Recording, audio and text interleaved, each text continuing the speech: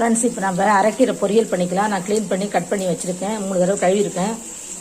நான் ஒரு வானல் வச்சு 2 ஸ்பூன் எண்ணெய் விட்டு 1 ஸ்பூன் கடலைப்பருப்பு, உளுந்தம்பருப்பு, 2 காஞ்ச மிளகாய், பெருங்காயம், ஒரு பெரிய வெங்காயம் போட்டு வதக்கியிருக்கேன்.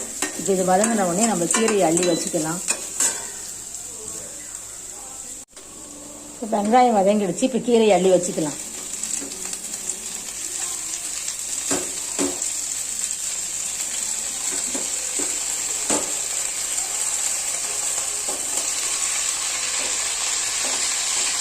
நம்ம உப்பு போட்டுக்கலாம்.